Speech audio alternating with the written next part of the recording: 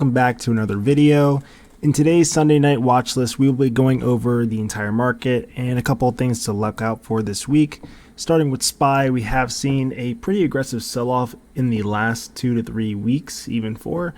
3 weeks of straight sell-off, 1 green week, and then a following down week that pretty much erased everything from the previous, going into the 3rd week in September.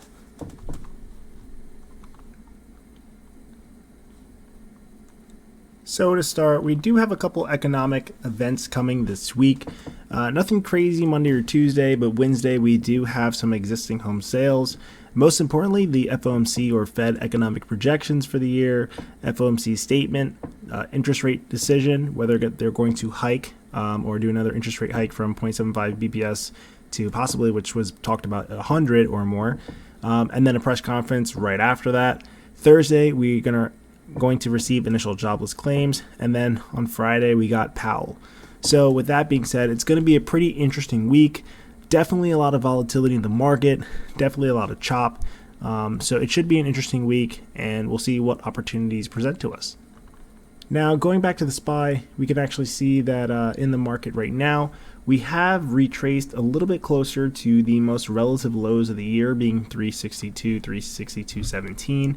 Currently, we're sitting at 385.56, and that was off of pretty crazy gap down on Friday, and then just kind of range bounding between 382 and 385. Ideally, what we're going to be looking for is kind of this trend line support here right off of the lows. We kind of did break this here, so if we're going to try to make this the new low, we'll want to stay above this line right here, or this trend line support, which we can kind of bold right there, and hopefully see if we can get a bounce on the daily and potentially fill this gap down that we kind of initiated on Friday's move.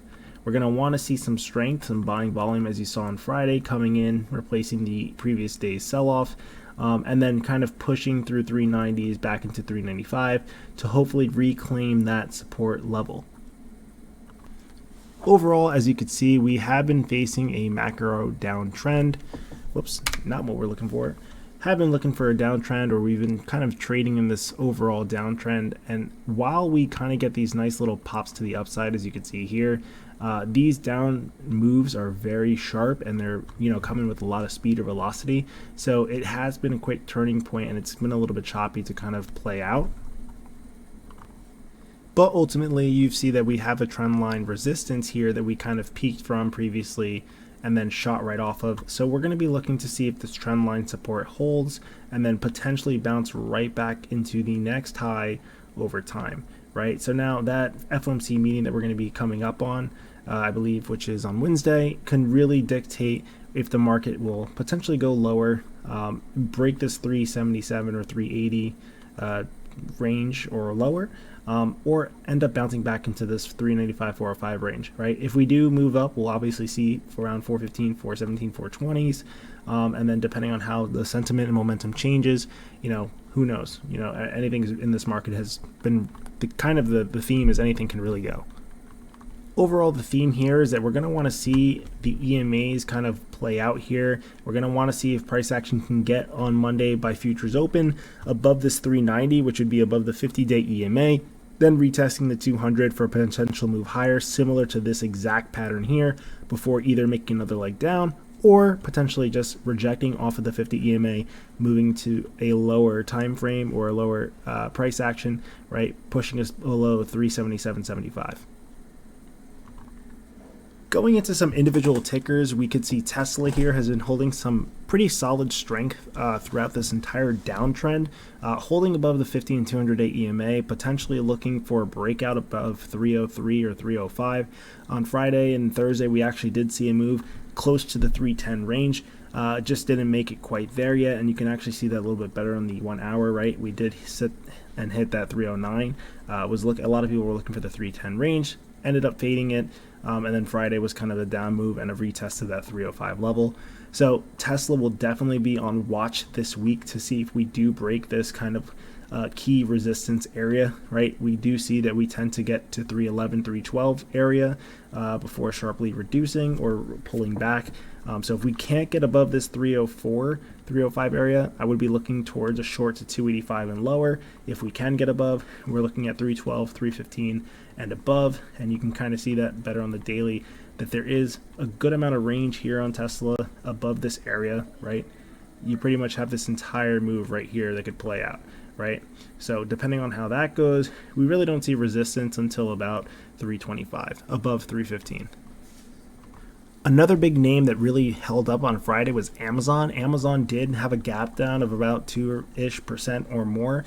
Ended up bouncing right off of the trend line, off of the 120 to 121 area. So now we're kind of looking at this falling wedge, and if this trend line does hold, this hammer candle plays out, we could see a move, and we'd probably be looking for a nice clean break above 124s into potentially 126.25 or 126.15 plus, and pretty much playing this entire move, or getting this wick back, right? We can kind of see that this was an area of resistance right here around this 126, which turned into support. We're just going to want to see this get above and then push a little bit higher, right?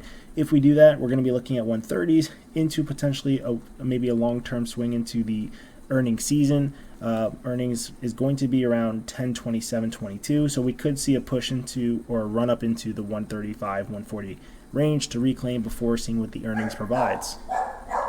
Now, if you are in our Discord, excuse me, if you are in our Discord, you would have known that I actually did call a coin put swing going into the weekend. I saw that Bitcoin was actually trading a little bit negative going into the close on Friday, and just looking at the Bitcoin chart on the daily, you can see that we're actually about to trade in a potential range where if we can't hold this 19,750 range, there is a potential drop back into about 17.5K, potentially finding support around the 16K mark. And you can see that here. So looking at coin, we can kind of see that there was a little bit of weakness recently. We had, like this 116 high when the Black Rock and earnings announcements was kind of made. It's, ended up trading in a downtrend there, got a little bit of love, and then now it pulled back into that 74, 75 support. We were not able to break $75 on Friday and kind of just held right below it, which then going back into a longer time frame, kind of makes you think, okay, well, let's see if it's going to end up selling back off, giving up this leg that it pushed up into, potentially returning back to $60-ish or so. Below 60, we could see this come back into this consolidation or, demand range where people start loading up and, getting ready to get long again. So definitely watching coin as well, because on the daily, it's, looking pretty bearish there. Obviously, if it does hold the 74, we could, look for a stop loss above 76.577, definitely at 80 for sure. Another big name would be Boeing that we're going to be looking at, just looking at some travel stocks as well, or kind of transportation stocks, I should say. Boeing is actually retesting and just bounced off a higher low on the weekly time frame of the 5-year chart.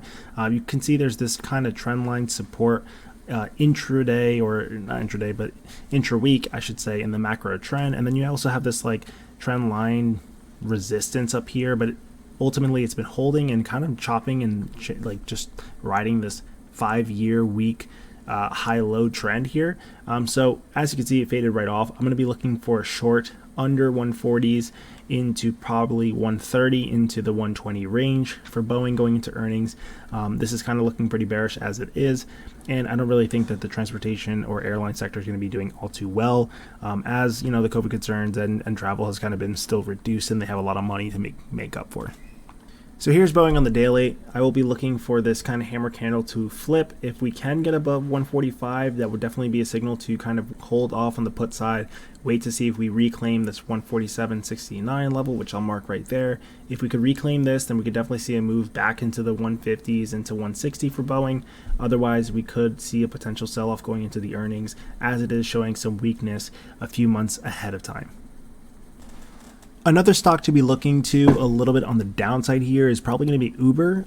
You could see in the 5-year week trend, it's actually been funneling downwards, right? And we just got to the trend line resistance here in the downtrend, flipping a red doji candle, meaning that the bulls were not successfully able to really break out with strength here into the end of the week.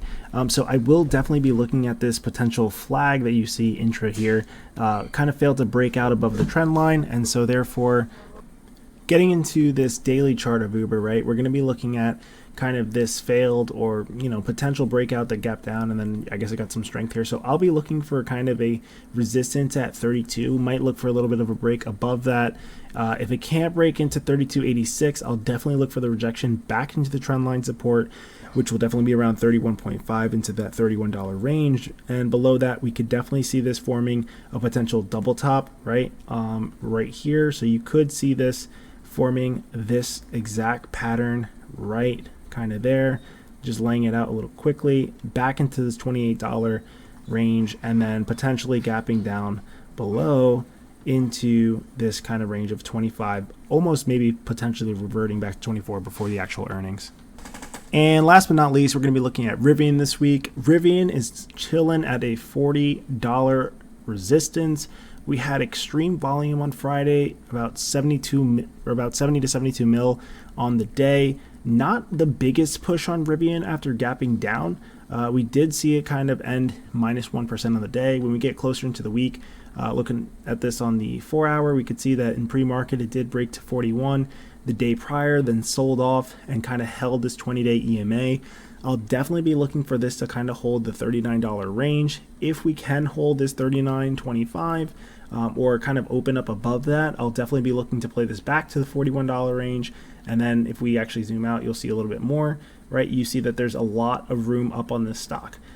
This stock, just looking at the daily chart and or even the weekly chart, right? You could see the kind of EMAs up here on the 50-day EMA. On the weekly is around $56, $57. And going to the daily, you can actually see that this is already above those EMAs and looking to test the 200-day EMA at around $51. So $50 seems to be the sweet spot. If we can continue the volume and the momentum on Rivian, I definitely think this bad boy can pop. With that being said, this is all we got for the week. These are our top 7 stocks to watch this week. And if you have any questions or if you want to see anything else, feel free to drop the comments of what you want to see down below. Give this a like, give this a subscribe, and share this with a friend if it helped you. And we'll see you in the next one. Peace.